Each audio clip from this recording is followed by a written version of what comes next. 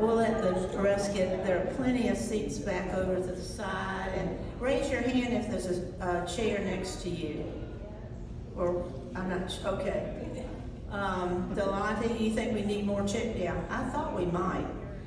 Well, I thought we might because we have a very special speaker.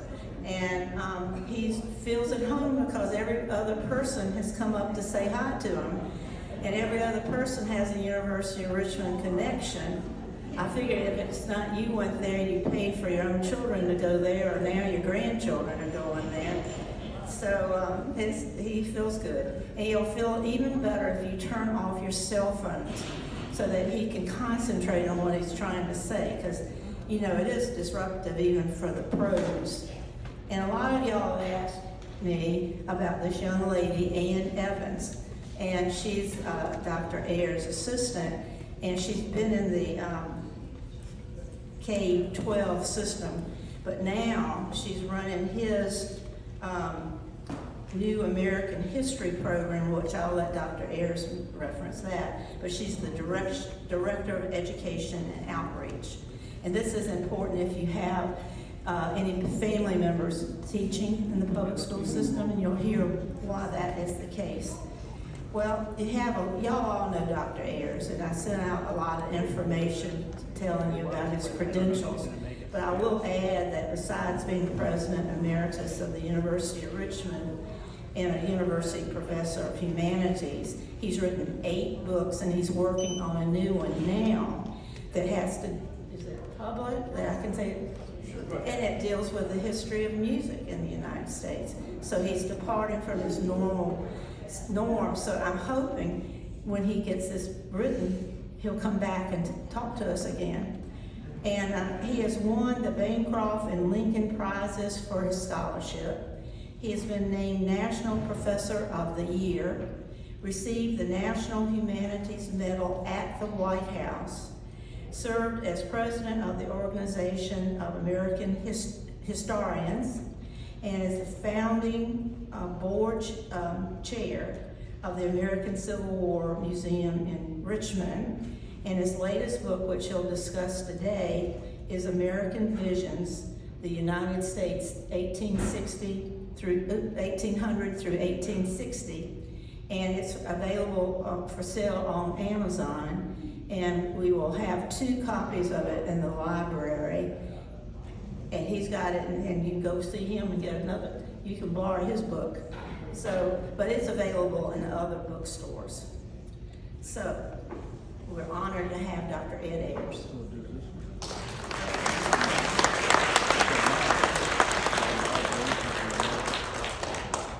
It's great to see everybody and to have a chance to catch up with old friends and to see what a beautiful place you have here.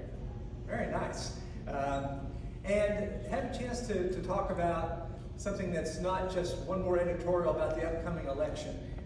Seem to be that, and my text messages seem to be a whole lot of that. I understand there's an election coming up soon. So this is kind of a longer perspective about all this. It's nonpartisan. I will say that what I do focus on today are the role of women who helped the United States be the best place that it could be. And so this is historically grounded, not politically grounded, but we'll see how that goes. And we're eager to have conversation afterwards, so we'll be leaving plenty of time for that. As you just heard, Annie is the Director of Education and Outreach for New American History. When I finished up at UR, I thought, you know, what do I really care about now? What's really important? I've already been to the mountaintop. What do I believe? Maybe somebody has some administrative experience, but still a historian to do. And it occurred to me that every American takes American history, and if we could do a better job of teaching that in the schools, that would be something that would be worthwhile spending the rest of my life on. And I see people nodding. I appreciate it. And I would say this, at any point in the talk where you feel like nodding or laughing when it seems to be appropriate, feel free. I live off positive reinforcement, so be sure to do that. So what you're going to see about it, so this book is written for a general audience, and but my hope is that it will also help inform the way that we teach history. Now, among friends, I will say this period, 1800 1860, is not one that gets people excited normally. It's like we don't even have a good name for it. People call it the antebellum era, but naming a period for something that hasn't happened yet seems like a bad idea. We're always living in an antebellum era. We still know when the war's coming. They didn't either. And so when I was thinking about what the next book I wanted to write was, I said, let's go into this period where everything was up for grabs. The country was not really established by the Constitution, which is kind of just a sketch, 14 pages I just read recently. Okay, it's a good plan. It's like when you go to IKEA, you can get the instruction manual, but that's not the bookcase. So I just made that up. I don't know if I'll ever say that again or not. But former president compares the Constitution of the United States to an IKEA set of directions. That's just a general analogy. So it seemed like, and I didn't really know that much about this period. I'd written mainly from Civil War through the second half of the 19th century before Reconstruction and all those really hard subjects. But I never really thought very much about this period, which is so very important in Richmond's history. Richmond was really important at this time when the nation's figuring out what it's going to be. So this book's called American Visions, and by visions I mean past between things as they are and what they might become. And in the United States in 1800, everything was what it might become. And the visions that define the United States, really to a remarkable extent, were all created then, when everything seemed to lie in the future. Our national life crystallized then, from the country's borders to the shape of its politics, the whole idea of having two parties, from its religious identity to the themes of its literature. And Americans of all kinds were just making this up. There was no blueprint for what the United States might become. The nation was really taking shape before people's eyes.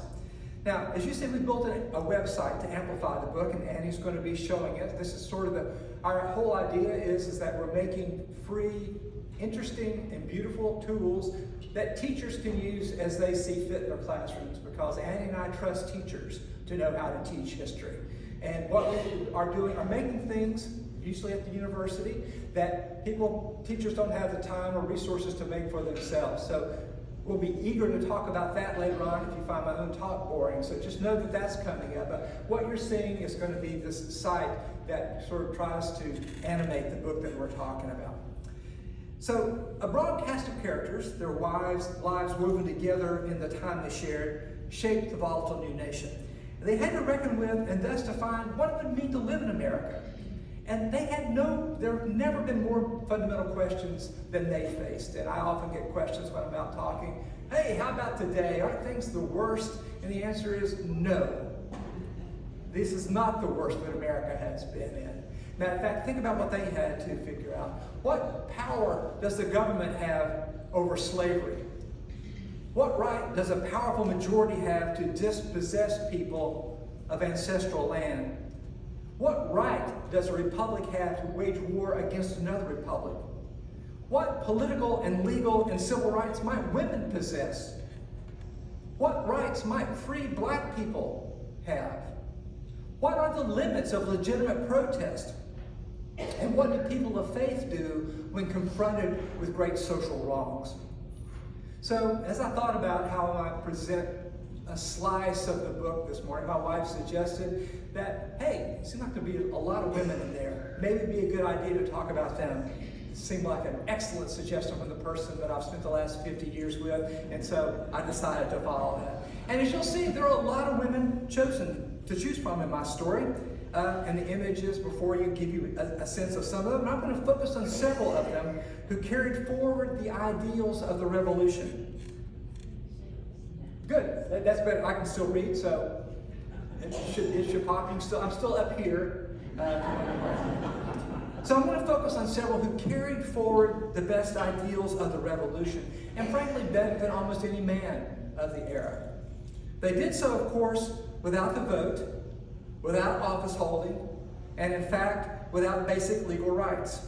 And they did so basically just out of sheer bravery and conviction. So from the very beginning, Dolly Madison helped make the contentious and scattered federal government, which was contentious and scattered back then, actually work through her social diplomacy. Fanny Wright of Scotland traveled through the rough new country with the great hero of the Revolution, the Marquis de Lafayette, urging Americans to live up to the ideals of the Revolution by ending slavery and recognizing the full personhood of women. Black women, such as Jarena Lee, became preachers, even though they were not allowed to be preachers. A young Catherine Sedgwick wrote popular novels showing that Native people were fully human and could deal with white people in the same communities. Mariah Stewart, a young widowed black woman, invoked the New Testament to call for full equality for all Americans. So there was never a time, in other words, from the very beginning of the nation, when American women didn't urge the nation to live up to the ideals of its founding. We had the idea that it was all Kremlin and quiet and fans and women staying quiet in the corner. That's not true. There was never a time in American history when that was the case. Women have always said, come on, we can do better than this. Now, a defining moment came in 1829 and 1830 when Congress divided over a bill for the final dispossession of the native peoples of the South. And the bill's outcome was in doubt, but the White House warned legislators that this was the president's favorite measure. And if you didn't vote in favor of Andrew Jackson's plan to remove the Cherokee, you were a traitor and you would pay the political price. But opposition to Jackson's demands for dispossession gathered force and numbers beyond the halls of Congress. At the Hartford Female Seminary, a young Catherine Beecher met with several friends to say, what could we do? How could we stop Jackson from removing these people? And they decided to circulate a letter, quote, addressed to the benevolent ladies of the United States. Now, they worked anonymously because they feared the repercussions of what if it came out that young women, even teachers, were actually mobilizing politically. But they did advertise that it was written by women. The Ladies' Circular, they urged its readers to use, quote, both prayers and exertions to avert the calamity of removal. Now, one thing is that I think a lot of people just think that it was inevitable that the American Indians would be displaced in the United States. But in 1829 and 1830, that was not evident at all. That it was not clear that there would not always be a place for people who had lived there for centuries to maintain a place there. So, the major religious newspapers published this on their front page. They told women not to go too far, but this seemed to be true. And this was the first circular put forward by American women on their own. And they demonstrated that they could be politically active, whether they were invited to or not. They also revealed that Christian faith could stir white Americans to action in the face of political opposition. Andrew Jackson had prided himself on being a good Christian. He found himself attacked by belying the very principles of the religion that he claimed. In the meantime, Lydia Mariah Child was only 20 when she wrote, and unfortunately, as you know, the measure did pass and the Cherokee were removed in the Trail of Tears. But these women who signed the Ladies' Circular said, they've done everything that we've asked. They are Christian, they're educating their children, they've created an own language, they've created the Supreme Court. What else would we have them do? And the only answer was, get out of our way. And so women lost that battle, but they found others that kind of mobilized them and showed the power they could have. So Lydia Maria Child was very young when she wrote an anonymous novel about New England, and she was very successful. So then she said, okay, there's other things I can do. I'm going to create a magazine for children, the very first one, Children's Miscellany, which quickly gained grateful audiences all across the country, including in the South. Eager to bring in money for new households, she authored other influential books that went through 33 editions. The Frugal Housewife was the name of it, dedicated to those who were not ashamed of economy. It was a book for practical women who didn't have servants, who wanted to conduct their households in responsible and thoughtful ways. She also published a girl's own book, The Mother's Book. But Child and her husband David became abolitionists in 1831, just about exactly the same time as the Cherokee removal. After reading William Lloyd Garrison's anti-slavery newspaper, The Liberator, she said, "Is it of no use to imagine what might have been if I'd not read that, if I'd never met him? Old dreams vanished, old associates departed, and all things became new." So at the age of 28, Child says, "I'm going to write a book that's actually about slavery in the United States, and also about what white Northerners think about black people. I'm going to confront my own prejudices and assumptions." So in 1833, she published an appeal in favor of that class of Americans called Africans. Now, she knew what she was doing. She knew that many of the subscribers to her other magazines and other readers of her books would reject it. She challenged those readers. She says, quote, "Don't throw down this volume as soon as you glance at the title," she said. She warned fellow white Northerners, quote, "that we cannot flatter ourselves that we are in reality any better than our brethren of the South.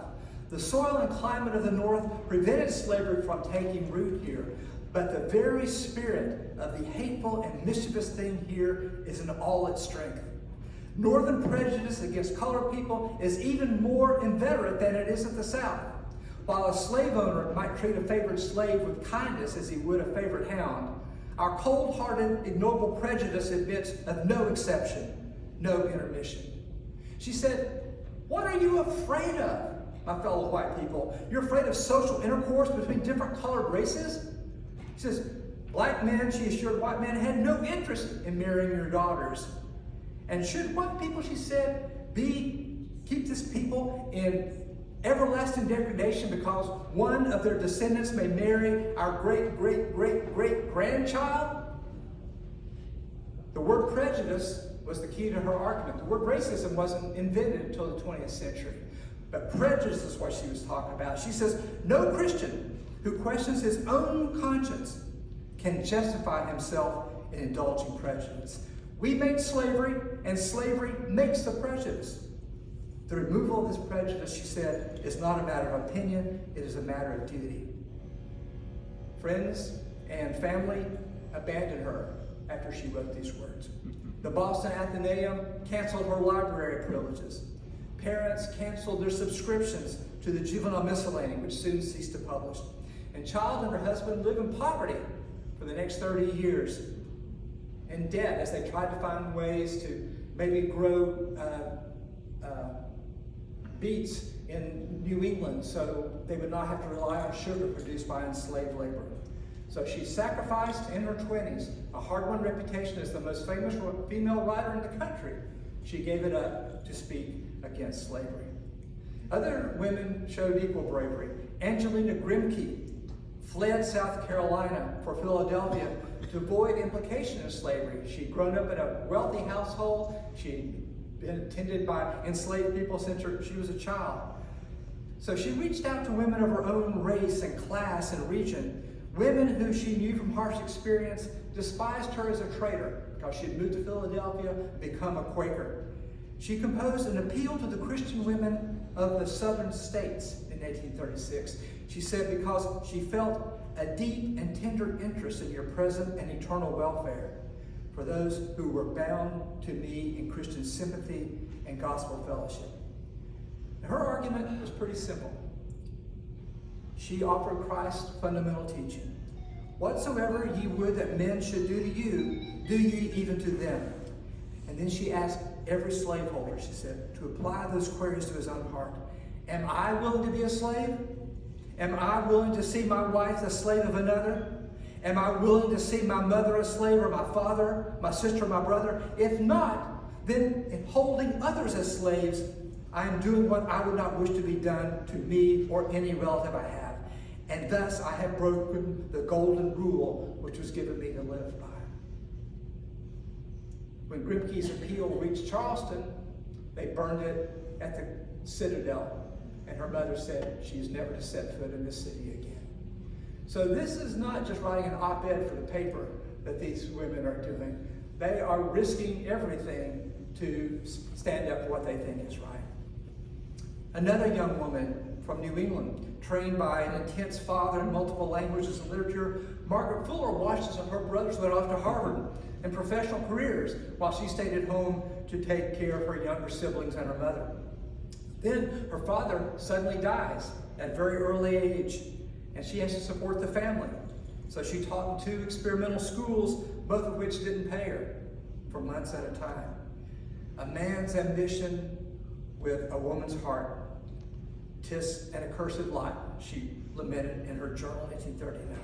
So she thought, what can I do? With all this education, I'm fluent in multiple languages, I know all the great classics, what can I do? She created something that she called conversations among women who wanted to discuss among themselves the great questions.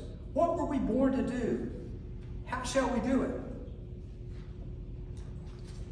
The conversations celebrated strong women from the classics of Greece and Rome who confronted great challenges, inspiring the woman's heart with examples of bravery and victory. She encouraged women to speak up for themselves, to state their doubts and difficulties with hope of gaining from the experience or aspiration of others. She encouraged women to speak with conviction. A few years later, she was invited to join the New York Tribune, the first woman ever to have such an exalted position, because the wife of the editor had been in one of these conversations and said, you know who you should hire? This woman. She's smarter than anybody else and completely fearless. So she did join the New York Tribune. And when she did there, she immediately caused problems. Because what she did, she looked for the places of misery in New York City. She described, quote, the vagrant, degraded air of the men at the almshouse. She despaired at the sight of the disturbed inmates who huddled in the corner of their rooms with no eye for the stranger, no heart for hope. At a penitentiary, she found that young mothers were exposed to the careless scrutiny of male visitors as they nursed their babies. She raged at the condition of the 700 women, many accused of prostitution, locked up, she said, simply as a special convenience, forced to receive the punishment due to the vices of men. So Fuller, unlike men at the time, just broke through the barriers of gentility and condescension to chronicle what others did not want to see. So she published a manifesto, Woman in the 19th Century, a product of long labor. She deployed her learning to argue audaciously that there is no wholly masculine man, no purely feminine woman. Male and female are perpetually passing into one another. Fluid hardens to solid, solid rushes to fluid. What it meant to be a man or a woman, she said, this is 1845, was a product of a particular time and place. And that was just as true in the United States of 1845 as in any other place or time. As a result, she said, there should be no limits to what women should be ambitious for. If you ask me what offices they may fill, I reply, I don't care where you put them. Let them be sea captains, became her famous tagline. Again, belying the stereotypes we have about this, people responded warmly to this. Said, yes, that seems true to me. The first edition sold out in a week, and she wrote of seeing placards in the windows of New York City proclaiming this the great book of the age. An advertisement claimed that, quote, the thousands who have perused this book speak of it as being the only one which has been written in which woman is portrayed in her real and true character. So she introduced a bold new language into public discussions, taking women's personal fulfillment as the measure of their contributions to American society. She wasn't alone. Other women joined Margaret Fuller in taking on sort of the moral burdens of America. Dorothea Dix published remarks on the prisons and prison discipline in the United States in 1845, culminating years of dedicated and disturbing work, making her the most influential woman in American public life. She didn't have a secure home, despite her education. She had a circle of friends. She finally discovered in her late 30s what was going to be her great purpose in life. She was going to improve the condition of the insane and the imprisoned. On her own, she visited dozens of jails and homes and poorhouses in Massachusetts, from Cape Cod to the mountains of the Berkshires. And she submitted a memorial to the state legislature to tell what I have seen. insane persons confined within this commonwealth in cages, closets, cellars, stalls, pens, chained, naked, beaten with rods, and lashed into obedience. She said, I don't care if it was drink that seemed to make them insane. It's our responsibility to take care of them. The state has an obligation, she said, to those who suffer, regardless of the cause or whether they could be cured. She traveled over 10,000 miles by stagecoach. She proclaimed herself, quote, the voice of the maniac whose piercing cries from the dungeons of your jail penetrate not your halls of legislation. Thanks to her, penitentiaries, which were very modern institutions at the time, and mental institutions and almshouses were created for people with mental illness all across the United States. Held no office. Nobody paid her to do this, but she took it on herself. In the same spirit of women taking responsibility for major issues, in 1848, women organized themselves for themselves in favor of legal equality. The women, many of whom were Quakers and abolitionists, called a convention to meet in Seneca Falls, New York, to hear a reading of what they call the Declaration of Sentiments, modeled on the Declaration of Independence with one critical change. Now the opening sentence declared that all men and women were created equal. A young mother, Elizabeth Cady Stanton, helped organize the meeting. A married American woman, the Declaration pointed out, had no rights to property, even to the wages that she earned. Husbands had the power to deprive her of her liberty and to administer chastisement, including physical punishment. Men monopolize nearly all the profitable employments, and from those she is permitted to follow, she receives but a scanty remuneration. Men closed to women, they said, all avenues to wealth and distinction, including theology, medicine, law, and the ministry. And they said, too, that moral delinquencies which exclude women from society are not only tolerated, but deemed of little account in men. All in all, men have endeavored to diminish woman in every way he could, to destroy her confidence in her own powers, to lessen her self-respect, and to make her willing to lead a dependent and abject life. This is 1848. Sounds a little bit like 1968 or 1978 or 1988 or 2008, but this is 1848. They concluded with a defiant announcement that of the new United States, because women do feel themselves aggrieved, oppressed, and fraudulently deprived of their most sacred rights, we must insist that they have immediate admission to all the rights and privileges which belong to them as citizens of these United States. That didn't happen for many generations, but it was not for lack of being able to see it. I sometimes find that people just to say, they kind of condescend to the people of the past. Well, they just didn't know that racism was wrong, or they just didn't understand that women weren't the equal of men. Yes, they did. It's not just they didn't know, it's that people chose to structure the society in a certain way. Black people were sympathetic to the claims of these women because they saw the difference that these arbitrary distinctions among people could make. At the National Convention of Colored Freedmen in Cleveland, they resolved, we fully believe in the equality of the sexes, therefore resolve that we hereby invite females hereafter to take part in our deliberations. In other words, women could speak in public, if you can imagine that. People who witnessed the injustice of arbitrary laws based on race clearly understood the injustice of laws based on sex. So in their churches and fraternal organizations and reform bodies, black women and men made equal allies. The masthead of Frederick Douglass's North Star proclaimed, right is of no sex, truth is of no color, God is the fatherless of us all, and we are brethren.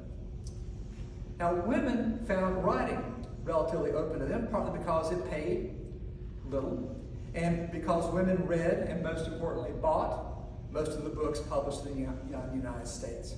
The best-selling American novels were written by women. Susan Warner, who lived on an isolated island in the Hudson River with her sister and nobody else, published The Wide, Wide World, which sold in enormous quantities on both sides of the Atlantic. Fannie Fern was the most visible female journalist and one of the most popular journalists in America. She was sympathetic to women, but urged them, often with humor, speak up for yourselves.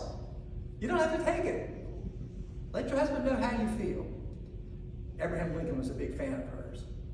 A white female artist, Lily Spencer, painted white women and black people in humane ways that no painters before had. Now, Harriet Beecher Stowe's Uncle Tom's Cabin was written out of a vision. She said it came to her all at one time. And it came to her because she and her husband moved to Maine, and there she was expecting to find a lot of support for the anti-slavery cause. But she found that they didn't get upset at all about the Fugitive Slave Act. So she wrote this book, published chapter by chapter in an anti-slavery newspaper. And then when it came out, it was so popular, they had 3 power presses and 100 book binders. You had to stitch all these books together by hand, working full time. By the end of the year, Americans had bought 300,000 copies, and the British had bought 1 million. The word Uncle Tom now is seen as a slur, but she meant it as the highest praise, that he embodied the spirit of Christianity. But she was not afraid to say that she disdained what she called the Dead Sea of respectable churches and the cult of business that ruled America. She had nothing good to say of politicians, including those who said the union's too valuable, too precious, not to end slavery. And she, at the end of her novel, she couldn't imagine how black people could continue to live in this country, and so they migrated to Africa. She says, warned her fellow Christians, the day of vengeance will soon arrive with God's judgment for the great sin we've tolerated in our midst. A young black woman, Frances Ellen Watkins, spoke across the North to raise money for the Underground Railroad. This is something that we've made to share with students, because I think, is it going to be able to follow that? Because we find that a lot of young people find it hard to believe that the past actually happened in color, and that the people of the past were as complicated, as interesting as we are. So we commissioned 5 one-minute documentaries to show what that might look like. Our friends from Colonial Williamsburg shared some of the great actors with us in some of their spaces. There's also, in another video, so you need to look at them all, there's a scene from Richmond you need to be looking for, and 500 points for anybody who identifies what that is. But let's look at this video. Make me a grave where'er you will, in a lowly plain or a lofty hill. Make it among earth's humblest graves, but not in a land where men are slaves.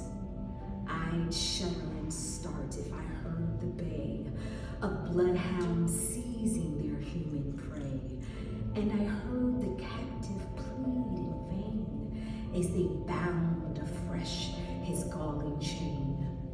If I saw young girls from their mother's arms, bartered and sold for their youthful charms, my eye would flash with a mournful flame. I ask no monument, proud and high, to arrest the gaze of the passers-by. All that my yearning spirit craves is bury me not in a land of slaves. Pretty powerful stuff, and it's important that people realize that the power of poetry and the bravery it took to go out and to say this, because the abolitionists often had bricks crashing through the windows, churches often turned them away, especially to be a young black woman out on her own speaking this way took enormous courage. So when you look at the others, we have really one of the very first environmentalists in America, who was a woman, Susan Fenimore Cooper. You'll recognize the Fenimore Cooper part. She's the daughter of James. We also have black men who were organizing for the vote in the North. We have Ralph Waldo Emerson imagining what American philosophy might look like. And William Apis, who is half Pequot, half white, who traveled among churches in the same kind of message that Angelina Grimke gave. If you believe what you profess to believe, how can you let this wrong go by? He was a minister himself. So those 5 people who are you see the idea of all of this. These are people who are holding America up to its highest ideals. There's nothing alien here. This is basically Christianity and the Declaration of Independence. That's what you're hearing that's driving all of this. Listening to Watkins, one audience member wrote, "There swept over me in a chill wave of horror the realization that this noble woman might have been sold on the auction block to the highest bidder." Female writers and speakers such as Watkins evoke sympathies to the slave that men could not, and black people evoke sympathies that white people could not. So a final scene captures the way that people beyond the political sphere held America to humane ideals. Lydia Mariah Child, you remember back planting the sugar beets that I talked about before, 25 years after she published her defense of black people, had no reason to expect a response when she wrote to Virginia Governor John Wise to ask if she might visit John Brown before his execution in 1859.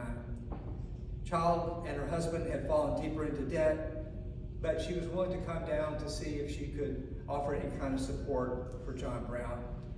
She no longer edited a newspaper, had broken ties with some of her former allies and abolitionist movement, but she thought she might be able to do that. And so Governor Wise writes back, Why should you not be so loud, madam? He would personally protect her, he said, even though she sought to comfort, quote, one who whetted knives of butchery for our mothers, sisters, daughters, and babes. So Wise is proud of his generous and gallant offer, so he published it in the newspaper. So Lydia Mariah Child says, okay, great. We're in the newspapers now? Here's what I have to say. She suddenly found herself with a national audience. So she replied in a public response, reminding Wise of the white South's brutality against anyone, quote, she said, who happened to have black, brown, or yellow complexion. She said the South had denied any recourse other than violence, since Southern politicians had gagged petitions, rammed through the fugitive slave law, applauded the beating of Charles Sumner in the U.S. Senate chamber, and violated democracy in Kansas. The people of the North had a very strong attachment to the Union, she wrote, but you have weakened it beyond all power of restoration. If the South wished to secede, maybe be for the best. The wife of Virginia Senator James Mason joined in this public exchange. She wrote to Child as a fellow woman, you would soothe the sisterly and motherly care, the hoary-headed murder of Harper's Ferry, she exclaimed. The hypocrisy of abolitionists infuriated Mason. Have you stood by the bedside of an old Negro dying of a hopeless disease to alleviate his suffering as far as human aid could, she said?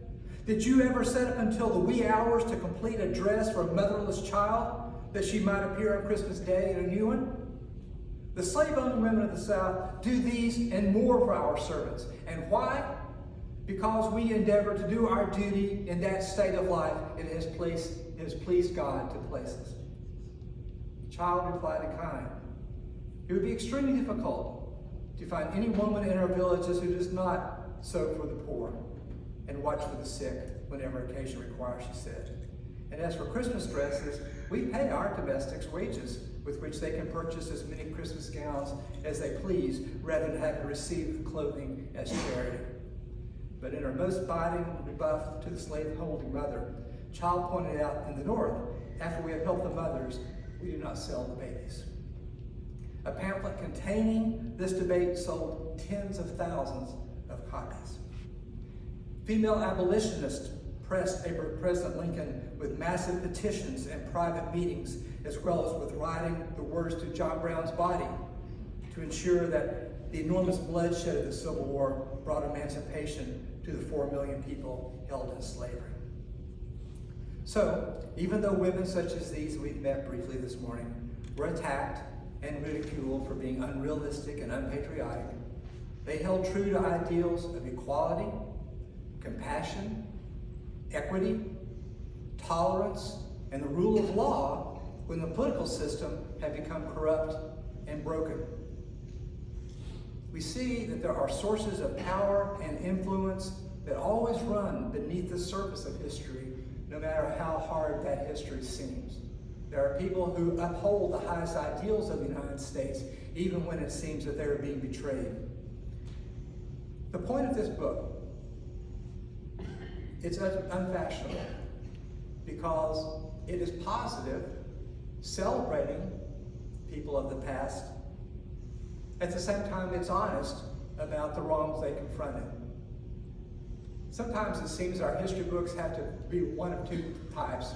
One that's all celebrating Americans and our history, or others that find only fault. What we're trying to do is to show, including showing young people, that you can have honest history, true history, and still have heroes.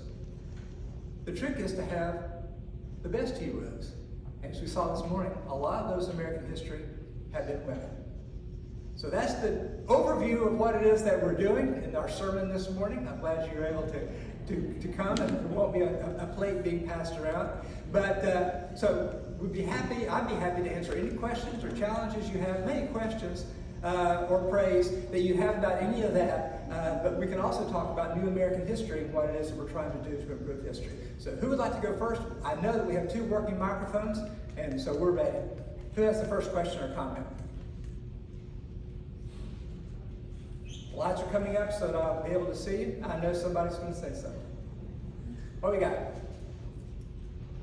Well, I know that when I first addressed Dr. Ayers here, people were so interested for their children's sake.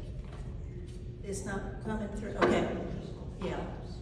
How this new system worked for school teachers. So I'm a Tucker high school teacher, and I'm teaching American history to normal kids, not the brightest. How does it work? How do I intrigue them? Okay, thanks. And you need the keyboard. I would maybe could Annie have one of the microphones so that she can correct me when I say things that are wrong.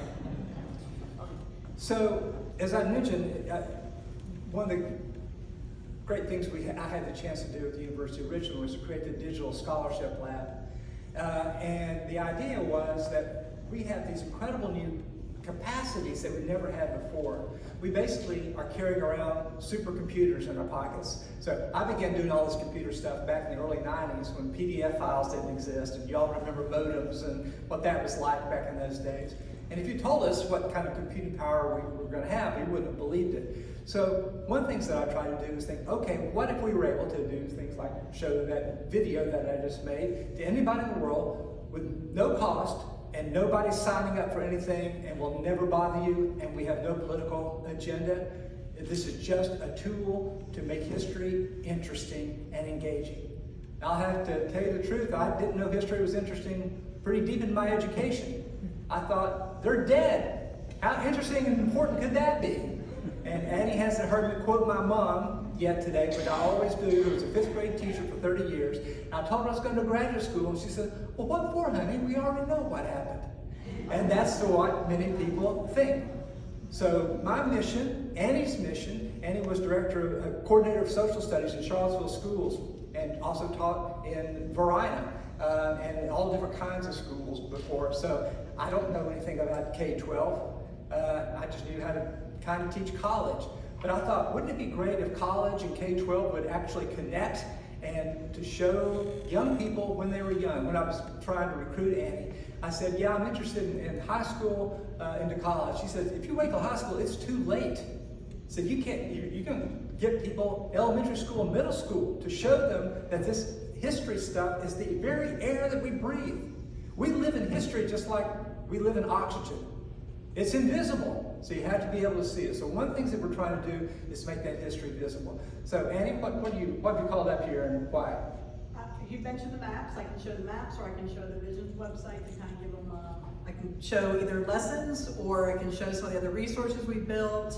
So we have the maps up here, so let's look at this. So go ahead and show electing the president, which is the brand new one. These are all created at the University of Richmond and are famous across the world. The ones that they've made about redlining have been used in the New York Times, the Washington Post. The University of Richmond is now an international leader in digital humanities, which is using the computing power that we have to see things we could not see otherwise. So this is a map that really focuses on the voters, not just the presidents and not red states and blue states, but over time shows how all the patterns of American politics have changed. And he's showing that you can zoom in.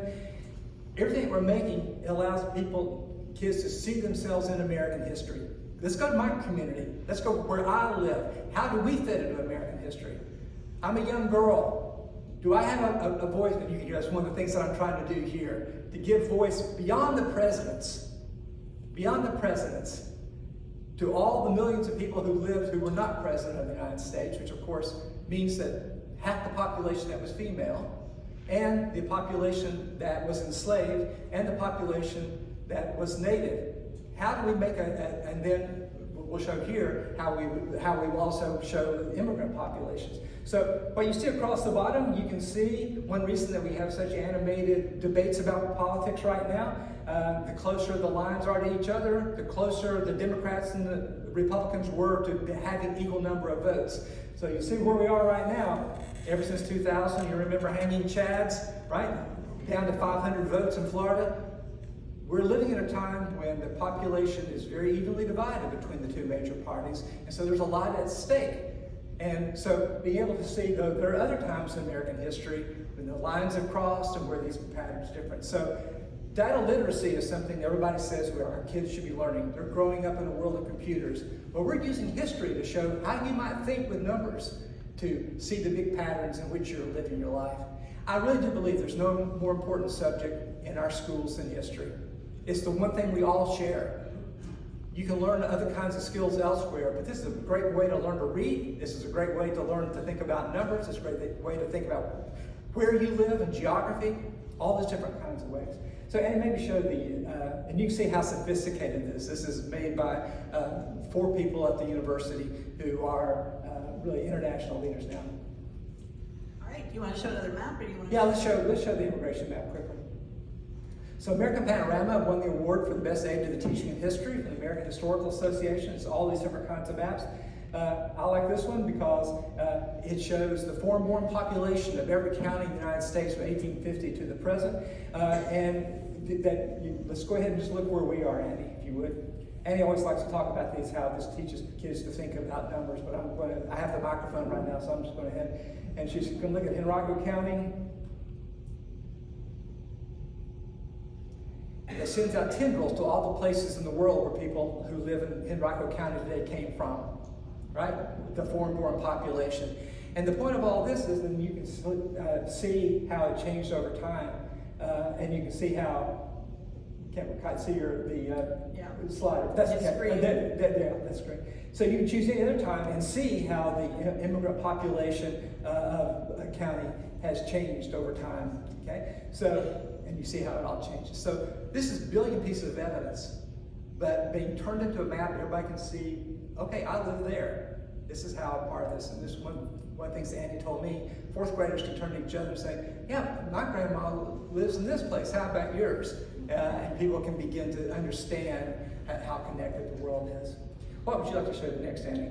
I was thinking I wanted to show your travel series. That might be really interesting to them, and talk about how we've used it. So you tell them about your trip first, and then I'll tell them how we're using it. So I wrote this book, and I decided, wouldn't it be great if we would get an RV and visit all the places where this history happened between 1800 and 1860 to see what's happened to that history since.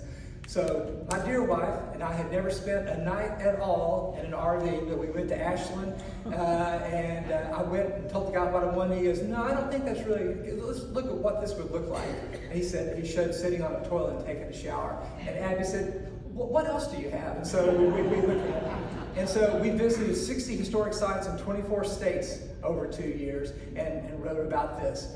So extra credit to my dear wife who didn't kill me when we were out in an RV. Her motto was always go forward.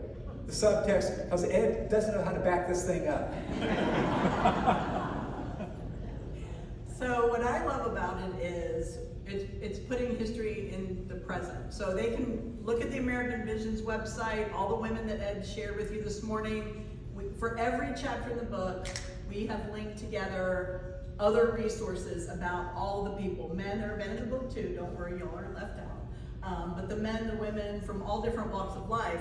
But as Ed and Abby visited all these places, in real time, Ed talked about not only what happened there in the past, but how is that being interpreted now in the present? And he, you know, different conversations he had, park rangers, tour guides, people who were on the tour with them. So a teacher in New York City that we were working with last year, she read a few of these travel pieces through the language arts part of the day.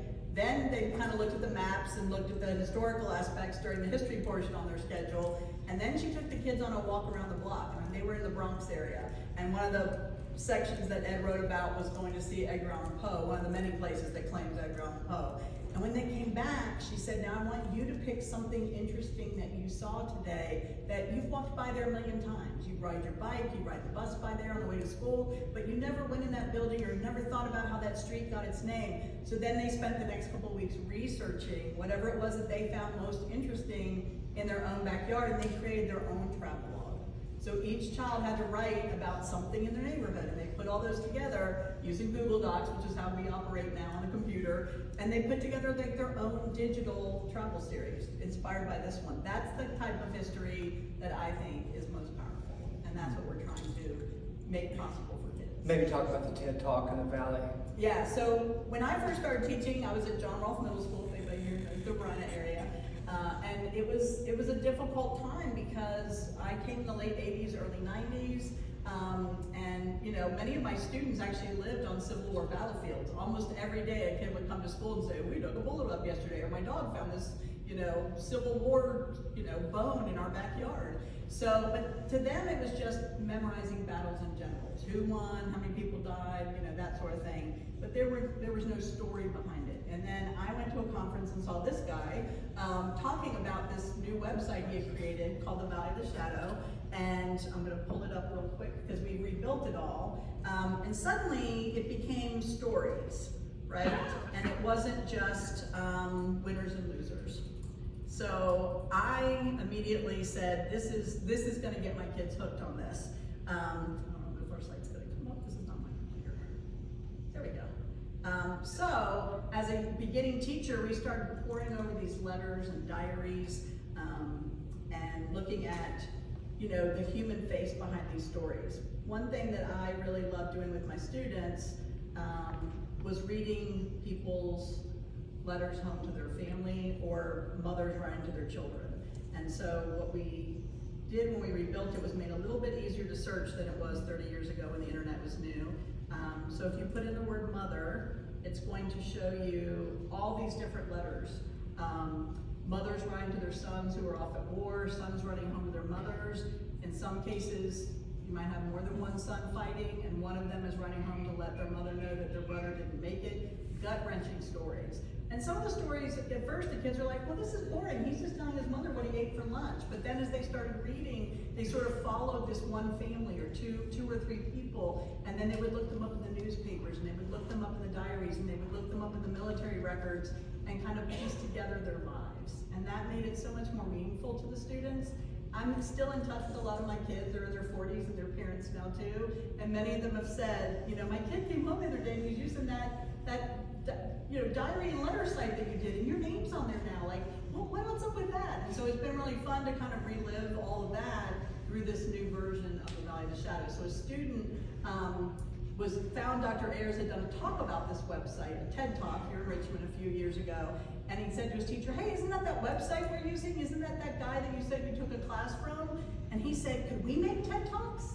And the teacher said, yes, we could. And so each student, much like my kids had done 30 years ago, they each picked a topic that they thought was interesting in the Valley of the Shadow, and they created their own 1 or 2 minute videos of TED Talks. And then they had kind of a mini film festival there at their school, and they shared the talks with their families, and they invited the community. And we wrote that up as a lesson so other teachers could recreate that in their own classrooms. So you're on a roll, so talk about Lucy Miller.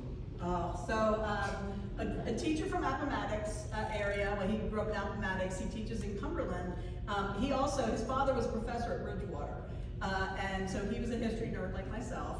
And he saw me using all these maps one day. He said, well, you know, how does that work? And so I set him and his kids up with the free accounts. to make maps similar to the ones that we've been showing you. And so they started digging into their own local history. And he said, well, just like they did with the Valley of Shadow, we could find out like who used to live in our town, who made our town what our town is today. And what they found was there was one very large plantation there in Cumberland County, and at the time of emancipation, there were several families who, once they were freed, they first became sharecroppers on the same land where they had worked, but now they were getting some wages. But eventually they were able to purchase land in the vicinity, and they built their own thriving community. It was called Lucyville because one of the people's daughter, Lucy, had passed away. But then later, the state came when they realized that there was a warm spring. There was a warm spring underneath, and so they developed a resort for African Americans. And this resort hotel sprang up at Lucyville, and they started making a good bit of money off of it. And then local residents said, wait a minute, we can make money, we want that land for ourselves. That land is now Bear Creek State Park. But they were able to pull together census records, deeds, property records, and piece together the lives of these families. And what happened was, as they started going through and finding the same names, Finney was one, Coleman was another, they started looking out for family members, and they contacted them and said, do you have any letters or diaries? These people didn't even know they were related. And basically they kind of reunited these three families over the generations, and they had historical markers. They've had 4, there's a 5th one coming. They made 4 maps, kind of mapping out the story and the life of these families. And then they had sort of a family reunion, and Ed got to come and speak to the kids about how proud we were of them, about their research. And then the family stayed over the weekend, had a family reunion, and got to know each other again. I heard about your grandma. I knew I had a cousin named Finney. And so it's just been this beautiful outreach. But the kids had 4 op-ed pieces published in the local Cardinal News. How many kids, if you said, I'm going to have you write 4 essays, make 4 maps, you know, do all this, they don't want to do that, but now it meant something to them, and they were like detectives. They were on the case. And they had been required to go to summer school because they were not particularly good students. Right. It all started as a summer school project, but then it spilled over the school year, and then the kids came back when they were in 7th grade and said, are you going to do Lucyville again? I want to help with it this summer. So now the first group is in high school. They're still coming back after school to work on this project. So I sense that our time is coming to an end. I'm an experienced teacher, so I recognize when someone stands up, not my peripheral vision, but that's an indication. So if you could go to the main page of New American History and just show how it is that people can select things out from your learning resources. So our whole idea is that we're just trying to seed clouds, right? There's so much goodwill among teachers and students. There's so much latent curiosity. And so the idea of New American History is anything that might make one kid more interested that day in history, might make them think themselves a part of the United States, might make themselves feel a proud part of their community, is what we're trying to do. So we're trying to take what I know many people think is the most boring and useless subject in school and turn it into the most exciting. So when I have Annie as an ally, the people at the Digital Scholarship Lab, I think that we're doing pretty remarkable things. We're used, I guess, every state now, Alaska and Hawaii. Annie's going to Hawaii to meet with teachers then. And if you just show what learning resources, I'm going to stop. You can go show what your learning resources page looks like, just so people would know. So that you can search by reading level, whatever age your grandkid or child might be in, or whatever you're interested in. And you can, the different topics and the grade level, what kind of standard. So this is all can be adapted to your purposes.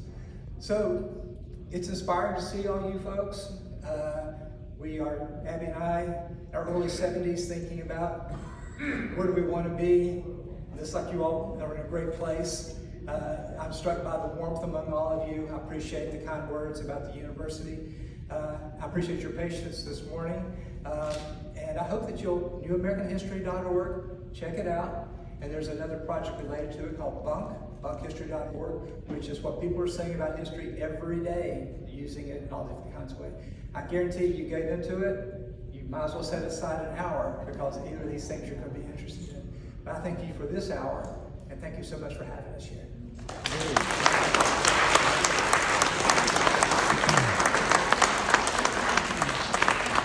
Well, I thank them both for DeMonte and Georgia helping us always. Next month, we will have Barry Roden, and his lecture will be the CIA and a spy case. So that should be of interest.